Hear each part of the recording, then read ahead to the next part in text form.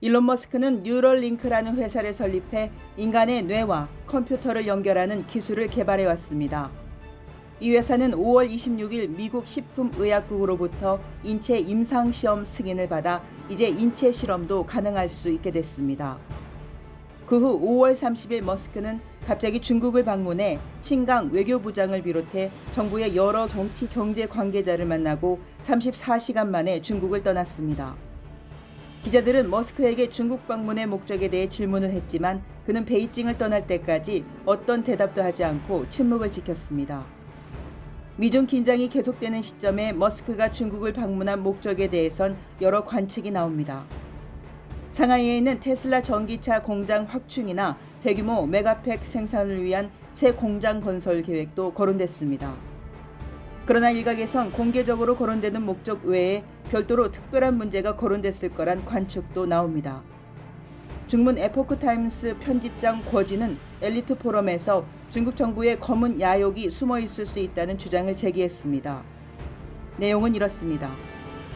머스크는 과거 미국 언론과의 인터뷰에서 테슬라 상하이 공장의 수익성이 너무 높다.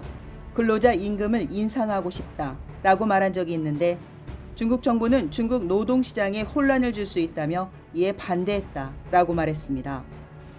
또 머스크가 그러면 테슬라 자동차 판매 가격을 낮추자고 제안했지만 중국 정부는 그럴 경우 중국 내 자국산 전기차 판매에 영향을 미친다며 이도 반대했다는 겁니다. 머스크는 현재 테슬라의 높은 자동차 가격과 낮은 인건비로 중국에서 큰 수익을 얻고 있다는 게 드러나는 셈입니다. 그렇다면 기업을 쥐어짜고 기업의 수익이 높으면 이를 가르쳐왔던 중국 당국은 왜 이렇게 머스크의 사업에 호의적이며 다른 기업과는 다른 특별한 대우를 했을까요? 궈진 편집장은 중국 정부의 목표는 머스크가 운영하고 있는 인간 뇌의 인터페이스 사업 뉴럴링크에 눈독을 들이는 것 같다고 말했습니다. 뉴럴링크 기술은 머스크가 챗 GPT 기술 투자와 함께 시작한 사업인데 최근 급성장하는 이 기술이 더 성장하면 전 세계에 막대한 영향을 미치게 될 것이란 예측이 많습니다. 특히 중국이 이 기술에 관심을 두는 이유는 중국 공산당이 장기적으로 추진해온 공산주의 세계화를 위한 대규모 사회통제 기술과 유사한 점이 많다는 겁니다. 뉴럴링크의 핵심은 인간 뇌의 생물학적 신경계와 첨단 정보 기술의 결합입니다. 뇌와 컴퓨터를 결합하면 입력 도구를 사용하지 않고도 뇌가 직접 컴퓨터를 조작할 수 있습니다. 반대로 외부에서 부착한 도구를 통해 뇌를 조작할 수도 있습니다. 이는 알츠하이머, 정신질환, 편마비 등과 같은 뇌질환을 치료할 수 있다고 합니다. 그러나 이 기술은 많은 문제를 일으킬 수 있습니다. 중국 공산당은 지금까지 반체제 인사의 정신을 개조하고 세뇌 작업을 진행하고 선전 매체를 독점하고 인터넷 방화벽을 설치하는 등 사람의 두뇌를 통제하기 위해 온갖 방법을 사용해 왔습니다. 그런데 중공에게 뉴럴링크와 같은 기술이 있다면 이전의 복잡한 방법을 전혀 사용할 필요가 없게 됩니다. 그들은 이 기술을 활용해 아주 쉽게 사람을 개조하려 할 것입니다.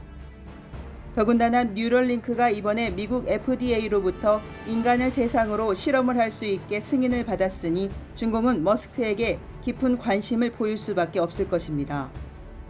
현재 뉴럴링크는 전신마비 환자와 신체 절단 환자의 생활 문제를 해결하고 시청각 장애인의 불편을 해결하는 것이 첫 번째 목표라고 설명하고 있습니다. 이를 위해 뉴럴링크는 원숭이 뇌에 칩을 이식한 후 원숭이가 컴퓨터 게임을 하게 하는 실험에서 이미 성공을 거뒀습니다. 하지만 이 기술을 인간에게 사용할 경우 많은 문제를 일으킬 수 있습니다. 뇌에 칩을 이식하거나 제거할 때 뇌 손상 가능성이 있고 인체 내 배터리와 전선으로 주변 조직 손상도 우려됩니다. 그리고 가장 큰 문제는 외부에서 뇌를 해킹해 뇌를 조작할 수 있다는 점입니다. 특히 중공은 미래 전쟁에서 우위를 차지하기 위해 뇌 제어 기술을 전쟁에 사용하려고 추진하고 있습니다.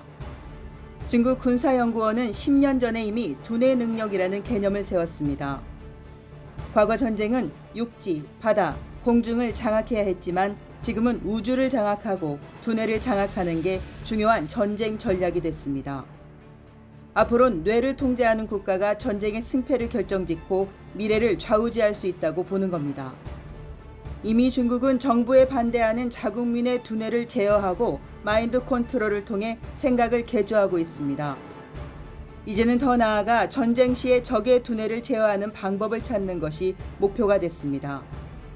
중국은 2014년 인터넷과 관련된 첨단 기술을 모니터링하고 관리하는 국가규제기관 사이버 공간관리국을 설립했습니다. 시진핑은 여기에 베이징 선전부 책임자였던 루웨이를 직접 수장으로 임명했습니다. 루웨이는 6만 명이 넘는 인터넷 선전 직원과 200만 명이 넘는 직원이 고용된 대규모 디지털 정보회사의 최고 책임자 출신입니다. 여기선 전쟁을 위한 AI 개발도 추진하고 있는데 사회주의 핵심 가치와 일치하는 AI를 만들어야 한다고 강조하고 있습니다.